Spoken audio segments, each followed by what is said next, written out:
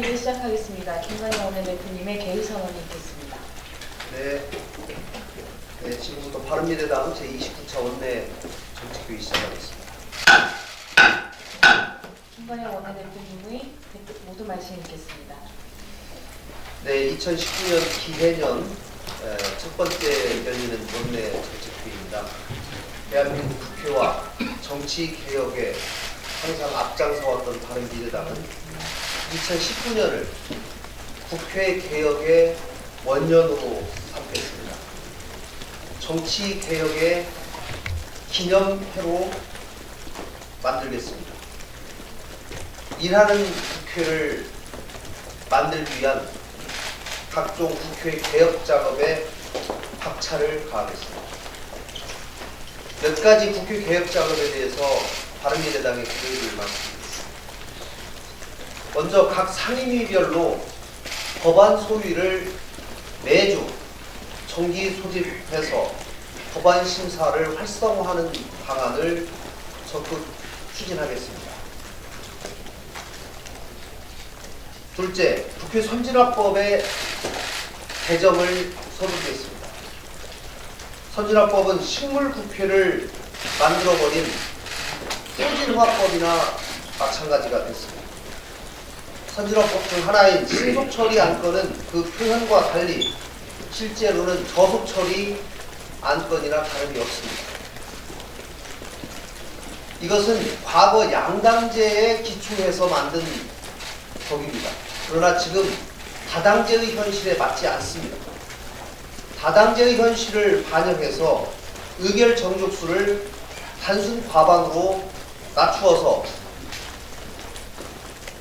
국회의 합의와 원내교섭단체 간의 합의 처리 관행을 세워나가야 합니다. 국회 운영의 합리성과 효율성을 높여서 일하는 국회를 만드는 초석입니다. 세 번째로는 법사위의 운영 개선 방안을 적극 논의하도록 하겠습니다.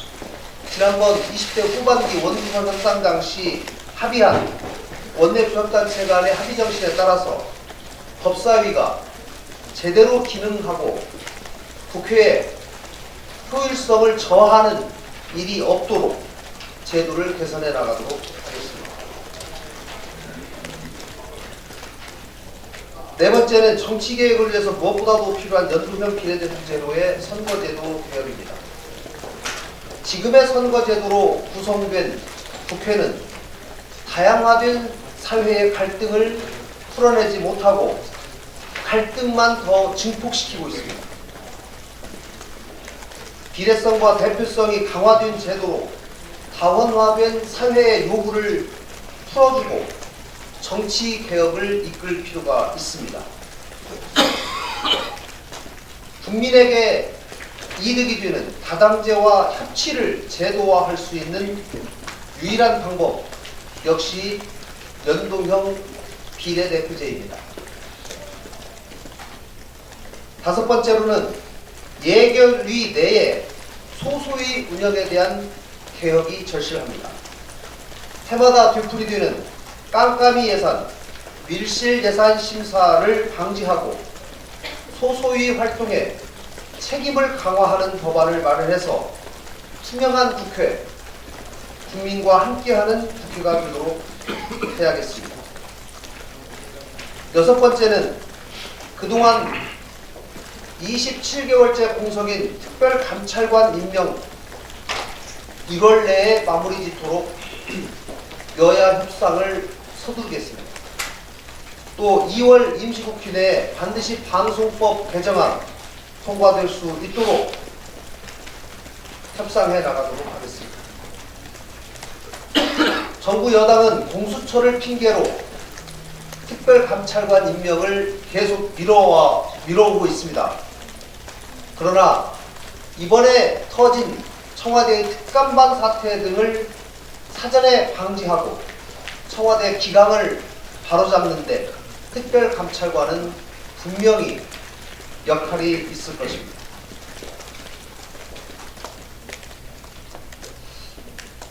어제 신재빈 전 기재부 사무관의 기자회견이 있었습니다. 기재부 내에서 적자국채 발행과 관련한 언급에 관한 구체적인 정황, 실명까지 거론을 했습니다. 더 이상 기재위의 소집을 늦출 수가 없습니다. 정치 공방의 문제가 아닙니다. 국회는 정부의 주요 현안에 대해서 당연히 점검하고 체크해야 될 의무가 있습니다. 이런 일에서 정부 상임위가 소집되지 않는다면 국회가 왜 필요합니까? 일하는 국회를 만들자고 그렇게 주장하던 민주당은 어디로 갔습니까? 민주당의 기재위 소집에 대한 신속한 결단을 다시 한번 촉구합니다. 오늘 김태우 전 수사관에 대한 검찰에서 소환이 있습니다. 검찰이 고발된 공무상 비밀 누설 혐의로만 조사를 할 것인지, 아니면 김태우 전 비서관의 홍보 내용의 진위 여부, 또 문건 작성 경위, 보고 여부, 문건의 사후 활용 여부 등등에 대해서 제대로 조사를 해야 할 것입니다. 민정수석이 검찰을 실질적으로 통제하고 관리하고 있기 때문에 더더욱 검찰은 공정성 문제에 대한 태생적 한계를 안고 있는 것도 사실입니다. 이러한 점 등을 충분히 고려해서 검찰은 더더욱 공정하고 투명한 또 엄정한 수사를 해야 할 것입니다. 공정성 문제가 야기된다면 특검의 가능성이 대두될 수밖에 없다는 점을 다시 한번 언급합니다. 이상입니다. 예, 다음으로 권은희 정치부